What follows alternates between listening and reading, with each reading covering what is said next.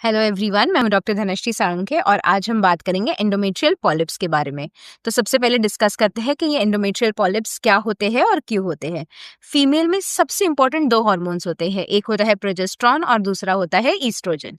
Progesterone usually pregnancy hormone के नाम से फेमस है, तो ये आपके बॉडी में मैक्सिमम रहता है प्रेगनेंसी के दौरान। ईस्ट्रोजन फीमेल के सेकेंडरी सेक्सुअल कैरेक्टर्स डिटरमाइन करता है, जैसे कि फीमेल के फेशियल फीचर्स, फीमेल का ब्रेस्ट डेवलपमेंट, फीमेल का हेयर पैटर्न। इसी के साथ यूट्रस के अंदर जो परत रहती है जिसे हम एंडोमेट्रियम बोलते हैं, इसकी ग्रोथ भी ईस्ट्रोजन हार्मोन के इन्फ्लुएंस में होती है।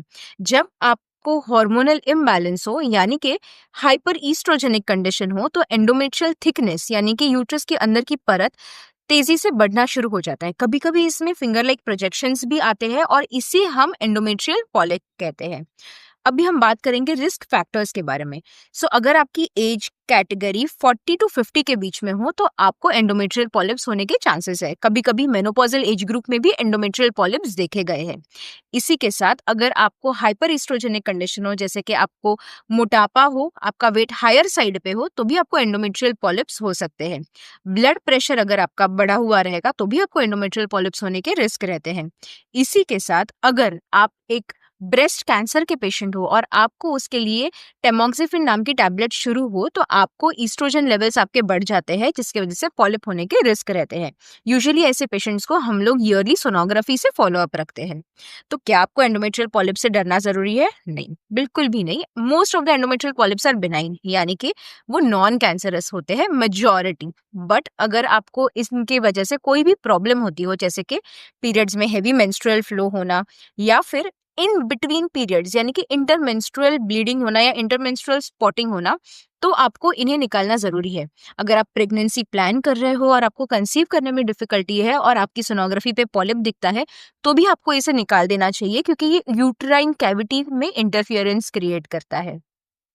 इसे निकालने का प्रोसीजर बहुत ही सरल है और डे केयर बेस में किया जा सकता है। सबसे पहले आपको आपकी सोनोग्राफी करनी है, जिससे एक एंडोमेट्रियल पॉलिप का पिक्चर क्लियर हो जाए, उसकी साइज पता चले, उसका लोकेशन पता चले। हिस्ट्रोस्कोपी पॉलिपेक्टमी एक ऐसा प्रोसीजर है जो डे केयर बेसिस पे भी किया जा सकता है। आपको एनेस्थीसिया देके हम हिस्ट्रोस्कोप नाम के एक डिवाइस को यूट्रस में इंट्रोड्यूस करते हैं। हिस्ट्रोस्कोप एक कैमरा होता है जिससे यूट्राइन कैविटी पूरी तरह से दिखी जा सकती है। पॉलिप का बेस आइडेंटिफाई करके हम इस पॉलिप को निकाल देते हैं। ये पॉलिप को हम हिस्टोपैथोलॉजिकल एग्जामिनेशन यानी कि टेस्टिंग के लिए भेजते हैं, जिससे हमें कंफर्म हो सके कि ये बिनाइन है यानी कि नॉन कैंसरस, या फिर मैलिग्नेंट है, या फिर प्री कैंसरस है। ठीक है। तो इसके बाद अगर आपकी हाइपर ईस्ट्रोजेनिक कंडीशन हो और आपके गायनेकोलॉजिस्ट को ऐसा लगे कि आपको पॉलिप्स रिकर हो सकते हैं यानी कि फ्यूचर में आगे भी आ सकते हैं, तो वो आपको हार्मोनल ट्रीटमेंट देने का भी प्लान रख सकते हैं। पॉलिप जरूरी नहीं है कि हर किसी को रिकर हो।